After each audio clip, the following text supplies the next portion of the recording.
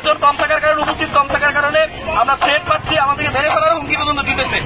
আমি আপনাদেরকে রিকোয়েস্ট করতেছি, আগামীকাল আমরা সর্বোচ্চ উপস্থিতি এখানে নিশ্চিত করবো ইনশাল্লাহ। এনটিআরসির সামনে আমরা, এনটিআরসি আমাদের দখলে থাকবে ইনশাল্লাহ আগামীকাল। বাংলাদেশ থেকে যে যেখানে আছেন ইনশাল্লাহ যারা কাজ করছেন, আগামীকাল এনটিআরসি সকাল সকাল আপনারা চলে আসবেন, আমরা এনটিআরসি দখলে রাখবো ইনশাল্লাহ। আপনারা যদি না আসেন, আপনাদের নিয়োগ অনিশ্চয়তার মধ্যে পড়ে যাবে, আপনাদের শিক্ষক হওয়ার স্বপ্ন হয়তো বা ভঙ্গ হতে পারে, আবার বলতেছি ষষ্ঠ গণবিজ্ঞপ্তি পিছিয়ে যেতে পারে।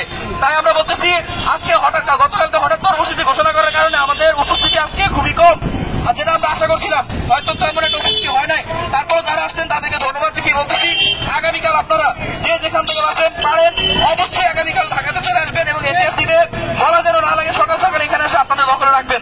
আমরা এনটিআরসির কার্যক্রম নিশ্চিত না হওয়া পর্যন্ত, ষষ্ঠ গণবিজ্ঞপ্তি নিশ্চিত না হওয়া পর্যন্ত, চাকরি সুপারিশপত্র না পাওয়া পর্যন্ত আমরা এনটিআরসির সামনে থাকবো ইনশাল্লাহ।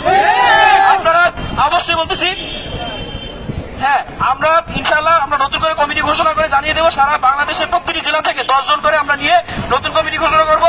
আগামীকাল যারা আসবেন তাদেরকে আমরা কমিটিতে অন্তর্ভুক্ত করে আমরা কমিটি ঘোষণা করবো। সুতরাং আপনারা আসুন, এনটিআরসির যে কোনো দাবি দেওয়া আদায়ের জন্য আমরা এই কাজগুলো করবো ইনশাল্লাহ। দ্রুত এখনই রওনা দিন, আগামীকাল যেন এনটিআরসি আসে এবং প্রিপারেশন নিয়ে আসবেন, যেন এনটিআরসিতে নিয়োগ কার্যক্রম সুপারিশ না হওয়া পর্যন্ত আমরা এনটিআরসি আমাদের দখলে রাখবো। কেউ যেন এনটিআরসিতে বাধা সৃষ্টি করে, এনটিআরসি কার্যক্রম যেন বিঘ্ন ঘটাতে না পারে ইনশাল্লাহ। সুতরাং সকলেই চলে আসুন। আমি আবার বলতেছি আগামীকাল এনটিআরসির সামনে সকালে চলে আসবেন, সকাল 8টা থেকেই, 8টা হোক 9টা হোক 10টা হোক, আপনারা এনটিআরসির সামনে আসবেন। ধন্যবাদ সবাইকে।